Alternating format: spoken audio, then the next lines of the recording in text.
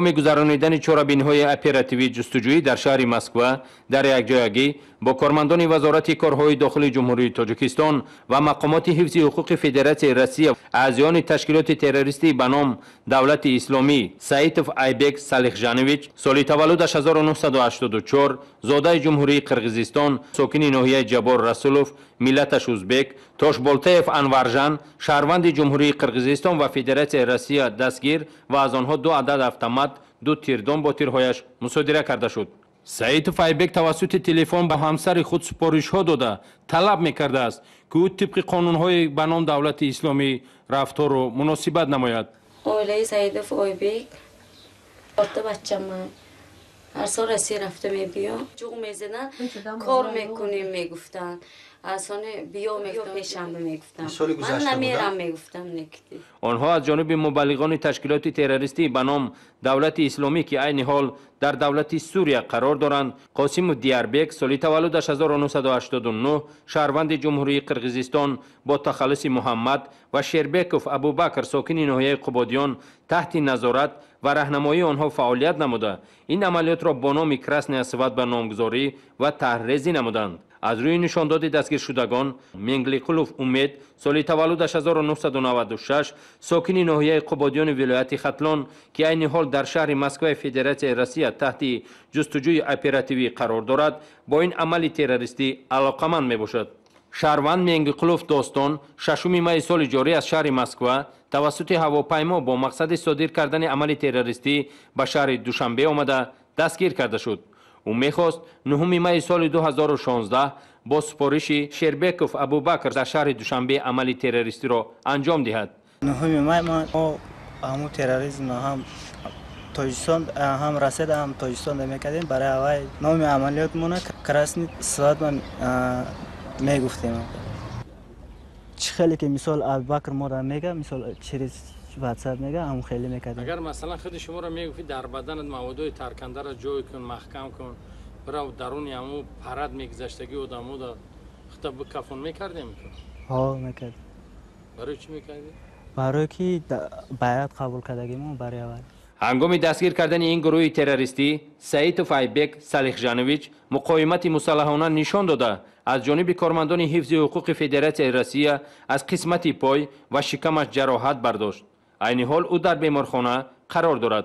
هم مسلک آنها شهروند منگلیقلوف داستان ماه ینور سال 2014 در یکجایگی با دیگر همدهگانش سلیموف، جورایف و پسر عمکش منگلیقلوف امید با دعوت همدههشان اشخانوف عالم به خانه آخران در سراغه ناحیه قبادیان دهه نوبهار درباره فضیلت جهاد سبق گرفته به تماشای نوارهای ویدیوی جنگ‌های دولت سوریه برای جهاد نمودن و جنگیدن در راه اسلام به تشکیلات تروریستی به نام دولت اسلامی شامل گردیده بیعت قبول نموده اشخانوف عالم را به صفت امیر انتخاب نموده مقصد میگذارند که به دولت سوریه رفته در مقاومت‌های مسلحانه اشتراک نمایند. هنگام از نظرگذاری منزل استقامتی اشخانوف عالم در ناحیه قبادیان 2 عدد دستگاه مخابراتی 2 عدد تپانچه دریافت و مصادره کرده شد. او نشان داد که با این دستگاه‌های مخابراتی و تپانچه چی طرز پراندن و به عملیات شروع نمودن اعضایان گروهش را درس می‌داده است.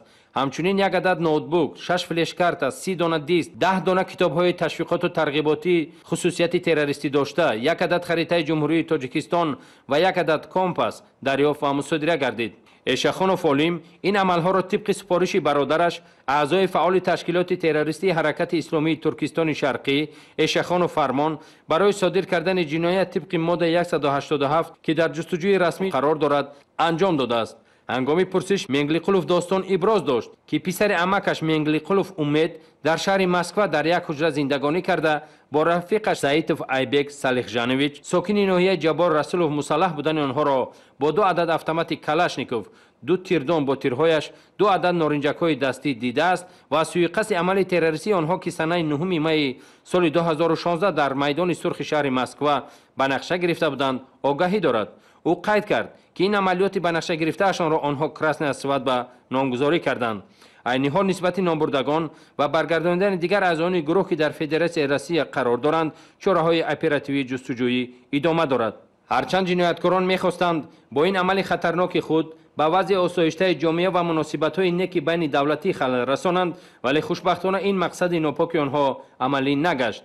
ёдрас месозем ки мақомоти корҳои дохилии ҷумҳурии тоҷикистон дар пешгирии ошкор кардани гурӯҳҳои муташаккили ҷиноии трансмиллӣ ва боздошти безараргардонии гурӯҳҳои мусаллаҳи ҷиноятпеша нақши муҳим дошта, кормандони вазорати корҳои дохилӣ бо талошу заҳмат ва маҳорати баланди касбии худ намегузоранд ки сулҳи комил дар кишвар халалдор гардад. кормандони шӯъбаи вазорати корҳои дохилии ноҳияи 5 вилояти Хатлон ҳадафи ҷинояткоронаи 2 нафар нашаҷалобро барбод доданд. ҳангоми боздошт аз онҳо беш аз 50 килограмм воситаи нашадори ҳашиш дарёфту мусодира карда шуд. ҳамкорамон лейтенанти милитсия Эҳсон Абдуллозода аз боздошти ин нашаҷалобон нақл мекунад. طول چند سال اخیر جامعه جهانی به مشکلاتی روبرو گردیده است که آنچون وبای عصر شناخته می شود. این وبای عصر و داغ روز استحصال انتقال و استعمال مواد نشه‌دار می باشد که پیش از همان نسل پیشبرنده جامعه قوه اساسی و بایگری ملت جوانان و نورسان را به کام خود فرو می برد. همه ساله بر اثر این مواد زهرآگین هزارها نفر در سیاره جان خود را از دست می دهند. هرچند مقامات کارهای داخلی و دیگر ساختارهای قدرتی جمهوری تاجیکستان جهت پیشگیری پهن و فروش واسطه نشه‌دار مبارزه بی‌امان برند هم، ولی همان نشه‌جلبان باز به چنین کردار دست زده عاقبت دستگیر می‌شوند. چنین یک دلیل از جانب کارمندان شعبه وزارت کارهای داخلی ناحیه 5 ولایت ختلان آشکار کرده شد. سنه 10 می سال روان هنگام گذراندن چاره‌بینی‌های اپراتیوی جستجویی و پرزور گرداندن مبارزه و اندیشیدن چاره‌های تعجیلی و کارمندان ملیتسیای ناحیه 5 میسر گردید که شهروند خواجه ضیاءالدین سلطان 1979 استقامت کننده جماعت دهات محوری ناحیه مذکور را با گمان غیرقانونی نگاه داشتن واسطه نشه‌دار بازداشت نمایند. هنگام کافتگاه منزل زیستی نامبرده از زمین کشت گندم نزدیک حولگیش واسطه نشه‌دار در حجم مخصوصا کلان 50 کیلو و 650 گرم دریافت و مصادره کرده شد. تفتیشات پیشکی معین نمود که خواجه ضیاءالدین این مقدار مواد مخدر را با هم‌مسلکش دادوف صدرالدین سلطان 1973 ساکنی محله نامبرده که این زمان در کافتگاه جنایتی قرار دارد از شهروند جمهوری اسلامی افغانستان با مبلغ $3000 ایالات متحده آمریکا خریداری نموده می‌خواستند در قلمرو کشور به فروش گذاشته از این حساب فایده به دست آورند. خوشبختانه این هدف آنها از جانب کارمندان شعبه وزارت کارهای داخلی ناحیه 5 برباد داده شد. دادوف صدرالدین اومد گفت که اینطوری مواد مخدر گرفتن در کار افغانستان نامری افغان آوردن قطعش گپ زدیم به مقدار $3000 50 کیلوگرم مواد مخدر را رفتیم گرفتیم آوردیم. این زمان نسبت حالت مذکور پرونده جنایتی بازگردیده تفتیشات در این سمت ادامه دارد. در ولایت مختار کوهستان بدخشان از جانب کارمندان مقامات کارهای داخلی نیز یک کوشش انتقال مواد مخدر آشکار گردید. گزارش همکارمان دلیر چهارشنبه‌ایف در این خصوص. قاچاق مواد مخدر یکی از منبع‌های اساسی درآمد گروه‌های جنایت‌پیشه به حساب رفته و با عصر به حساب می‌رود و برای امنیت سیاره و حیات انسان خطر جدی ایجاد می‌نماید. سال 7 ماه سال 2016 در رفته گذراندن عملیات جستجو از طرف کارمندان ملیتسیای شعبه وزارت کارهای داخلی در شهر خروغ در حدود شهر خروغ شهروند سنگ محمدوف رسول سنگ محمدویچ سال تولدش 1993 استقامت کننده شهر خروغ همچون گمانبر در معاملات غیرقانونی مواد نشه‌دار دستگیر کرده شد. در نتیجه گذراندن کافتگاه شخصی نامبرده از داخل واگن کانتینر واقع در محله تیم کوچه ملک بیکوف یک لینچه سفید با 14 عدد بسته سلفانی که در داخلش مواد سبز شتاب بوی مخصوص داشته دریافت و مصادره گردید. مواد مصادره کرده شده مواد نشه‌دار نوع حشیش منسوب بوده. وزن خالصش 5 کیلوگرم و 880 گرم را تشکیل می‌دهد. هنگام پرسش از طرف کارمندان میلیسیا نامبرده به جنایت صادر کرده خود پر اقرار گردید. کارمندان میلیسیا مرا با مواد مخدر گشیش دستگیر کردند و از نوع شغلان سوشا رفتم یا گرفتم. عین حال نسبت سنگ محمدوف رسول سنگ محمدویچ در رابطه با دلیل مذکور پرونده جنایتی با علامت ماده 200 قسم 4 بند دی کودکس جنایتی جمهوری تاجیکستان آغاز شده. تفتیشات در این سمت ادامه دارد و نامبرده در حبس پیشکی قرار دارد. як амали сохтакории соҳибкор Тоҷиддину Филолиддин сокини 37 солаи шаҳри Ҳисор аз ҷониби кормандони мақомоти корҳои дохилӣ ошкор карда шуд. гузориши навбатии мо дар ин хусус. صادر گردیدن جنایت از طرف برخی از شهروندان ثابت می‌سازد که این گونه افراد برای به دست آوردن منفعت و درآمد مفت قانون‌های عمل کننده را صرف نظر نموده دیده و دانسته بر مقابل قانون عمل می‌کنند. ضمن گذراندن چاره‌بینی‌های اپراتیو جستجویی سنه 5 می سال جاری از جانب کارمندان شعبه مالکیت ذهنی ریاست مبارزه ضد جنایت متشکل وزارت کارهای داخلی کردار غیرقانونی یک نفر صاحبکار آشکار گردید. تاج‌الدین فیلالدین سال تولد 1979 استقامت کننده دهه خواجه موسی شهر حصار همچون صاحبکار انفرادی در بازار دهقان شهر مذکور فعالیت نموده جای آنکه که با مهنت حلال و راه راست تجارتش را پیش برد دست به ساخته‌کاری زده از جمهوری مردمی چین خلطه‌های آردگیری تمغه مالی غیر را فرمایش داده بعد آماده گشتن به راه قاچاق به کشور وارد کرده به فروش گذاشته است. هنگامی از نظر گذرانی مغازه‌ای که به نام برده منسوب است واقع در بازار دهقان شهر حصار از آنجا از جانب کارمندان میلیسیا 11 نمود خلطه‌های آرد تمغه مالی معروف قزاقی، اقمال، التای، استنالیق، گلوس و غیره که گنجایششان 10 کیلوگرم، 25 کیلوگرم و 50 کیلوگرم را تشکیل می‌دهد در حجم مخصوصاً کلان 16669 عدد همچون دلیل شیعی دریافت و مصادره کرده شد. صاحبکار تاج‌الدین فیلالدین برای به دست آوردن منفعت شخصی دست به ساخته‌کاری زده خلطه‌های آردگیری تمغه قزاقی را برای قاچاق به جمهوری ما وارد گردانده به فروش گذاشته است که این عملی از جانب کارمندان شعبه مالکیت ذهنی ریاست مبارزه ضد جنایت‌های متشکل وزارت کارهای داخلی آشکار و معین گردید. با جمهوری چین رفته از ارومچی همین محصولات خریداری کردیم. قریب که 15000 زیادتر همون خطای خریداری کرده گرفته آوردیم. چقدرش رو به فروش گذاشتی؟ همین قریب که اگه 1000 تا زیادتر روزی فروشده رفته گیر. اگر این مقدار خلطه ها را به فروش میگذاشت کی میداند که در داخل آنها چگونه آرد پر میکردند؟ البته آرد پاسیفات و باز فریب خریداران. فعلا اویدی حالت مذکور نسبت صاحبکار تاج‌الدین فیلالدین پرونده جنایتی بازگردیده تفتیشات در این سمت ادامه دارد. идомаи барномаи набз ду нафар ҷавонон бо гумони даст доштан дар ҷинояти дуздӣ аз ҷониби кормандони шуъбаи вазорати корҳои дохилии дуи ноҳияи рӯдакӣ дастгир гардиданд. ҳамкорамон капитани милитсия абдулмумини зайниддин дар ин хусус гузориш медиҳад. дар ҷомеа нафароне ҳастанд ки дар ниҳоди хеш ба ҷуз каҷрафторию кирдори ношоиста чизи дигарро ҷой надода олами ҷиноиро волотар аз ҳама кору кирдор медонанд. тасарруф ва аз они худ намудани амволи ғайр аъмоли ҷиноӣ буда содиркунандагону ҳатман дар назди қонун ҷавоб мегӯянд.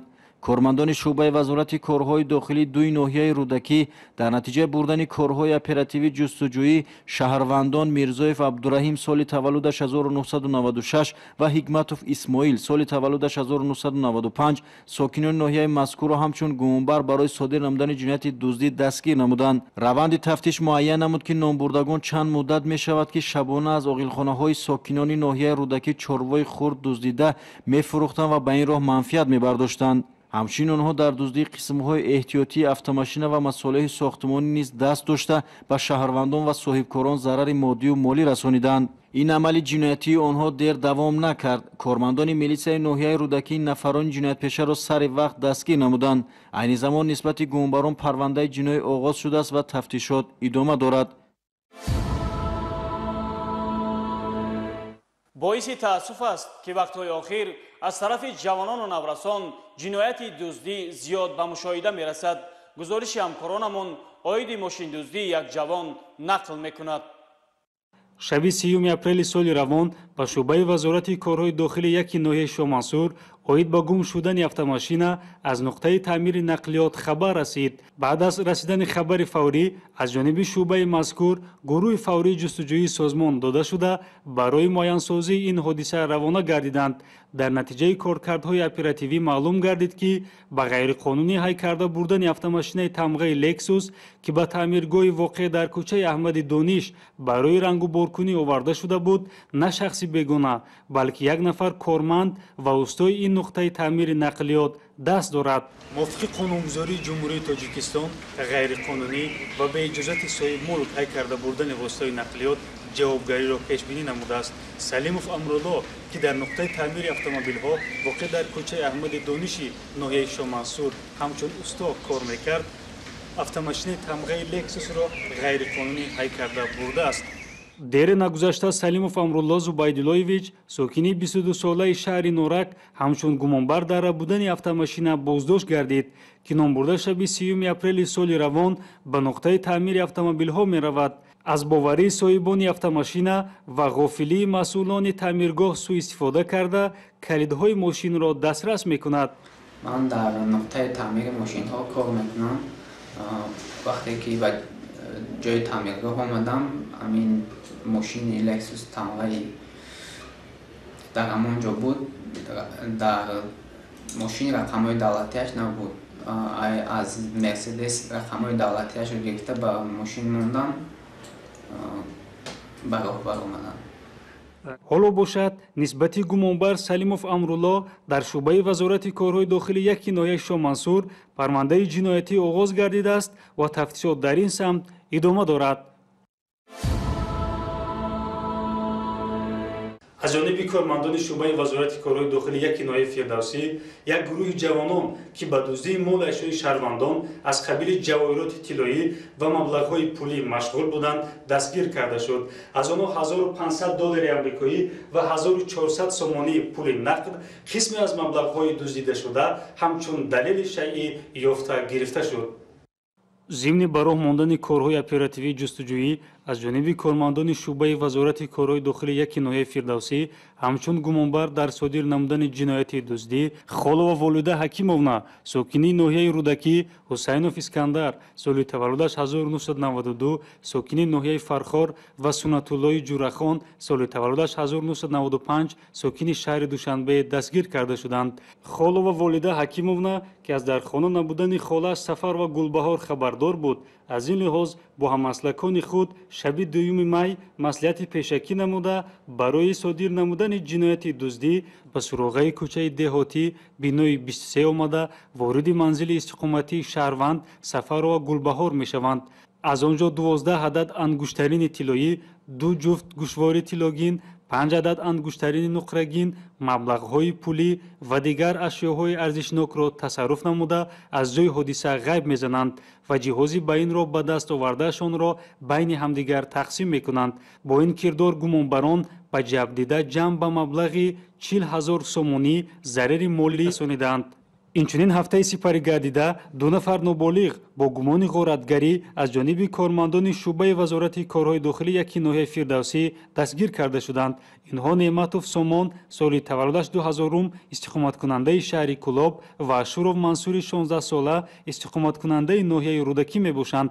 номбурдагон ҳангоми дар кӯчаи деҳотӣ қарор доштанашон бо роҳи маҷбурӣ ва ошкоро аз гардани шаҳрванд Ашуров Марҳабо гарданбанди тиллогинашро ки 2000 сомонӣ арзиш дорад тасарруф намуда аз ҷои ҳодиса фирор менамоянд. гумонбарон бо ин амали худ мехостанд маблағи муфт ба даст оранд, вале коркардҳои оперативии кормандони милитсия сабаб гардид ки ин нафарони ҷинояткор ба зудӣ дастгир карда шаванд.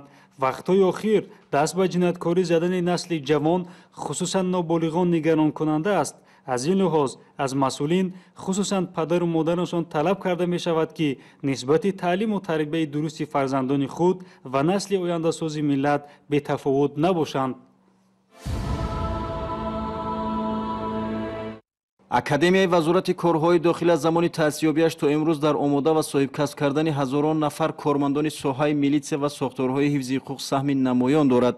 ҳамасола чӣ дар бахши рӯзона ва чӣ ғоибона садҳо нафар донишомӯзон ба факултаҳои ҳуқуқшиносӣ ва оташнишонии академия дохил гардида пас аз хатми он соҳибихтисос мегарданд. мавриди зикр аст ки имрӯз шароити таҳсил ва аз худ кардани фанҳои муосири ҷамъиятӣ дар ин даргоҳи илму маърифат ба талабот пурра ҷавобгӯ буда дар академия на танҳо кормандони вазорати корҳои дохилӣ, балки кормандони вазорати адлия, вазорати мудофиа, агентии назорати давлатии молиявӣ ва мубориза бо коррупсия, агентии назорати маводи нашоавари назди президенти ҷумҳурии Тоҷикистон таҳсил менамоянд.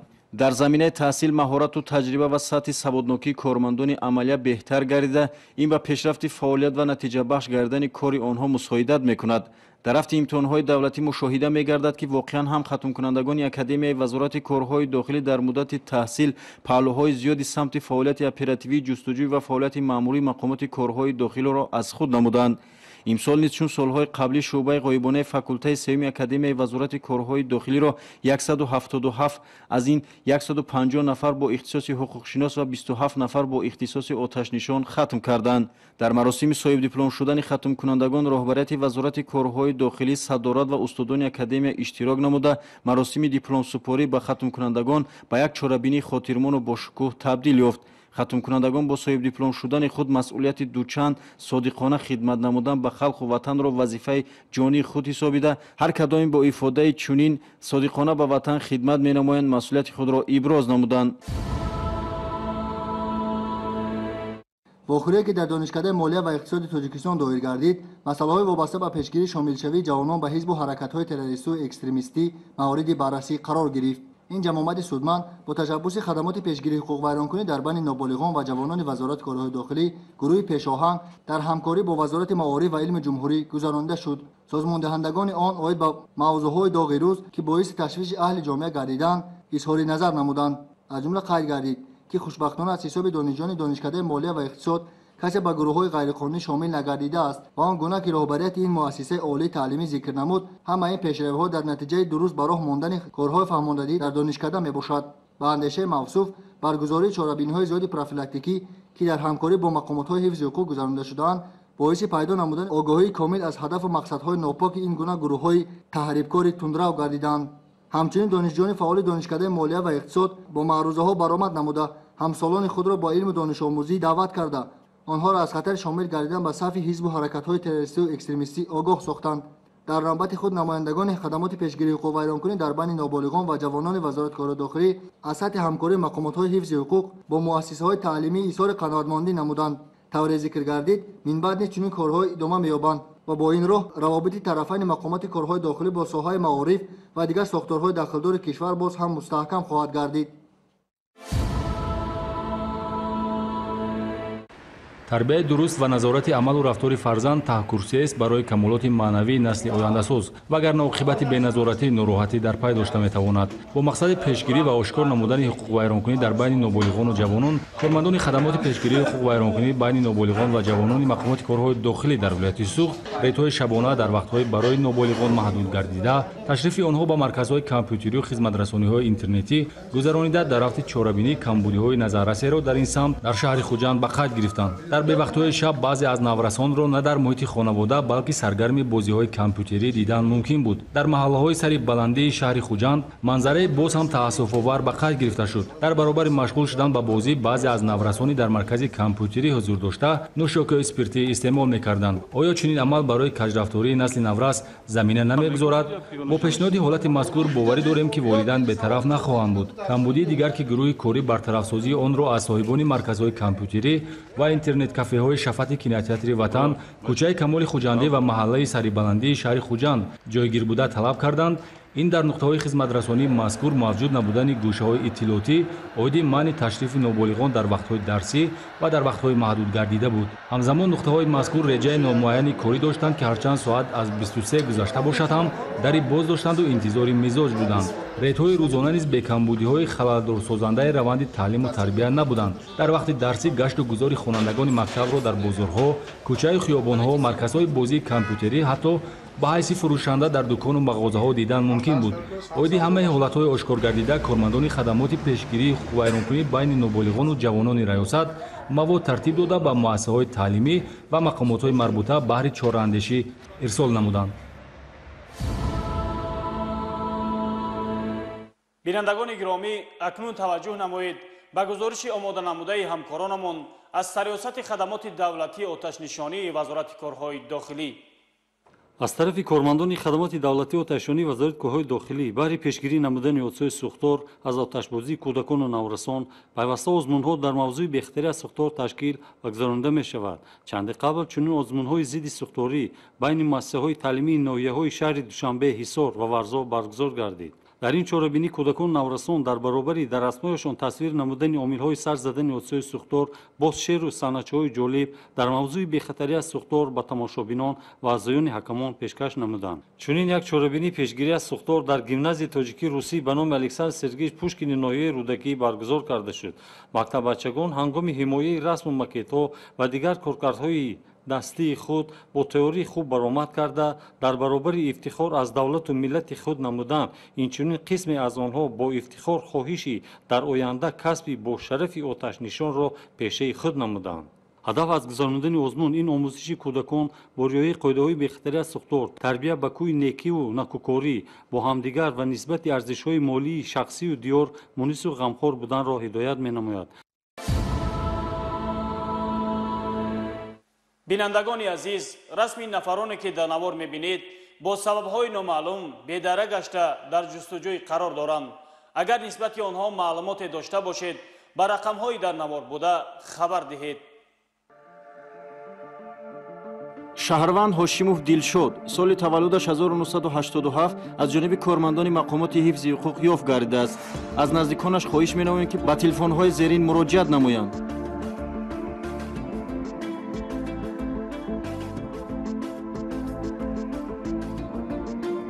дониёр давлатов соли таваллудаш 1986 зодаи шаҳри кӯлоб. номбурда 6 марти соли ҷорӣ аз хона баромада аз ӯ дараке нест.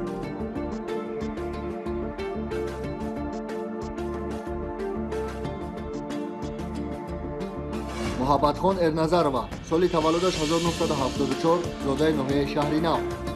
номбурда 7 майи соли ҷорӣ аз хона баромада бедара гаштааст.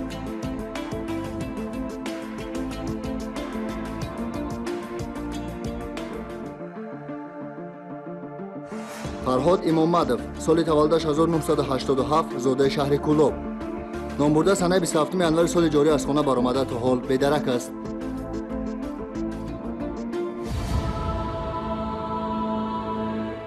танҳо эҳтироми қонун ва низому тартибот метавонад кафили осоиштагии рӯзгори ҳар кадоми шумо бошад. хайр, шоду пирӯз бошед.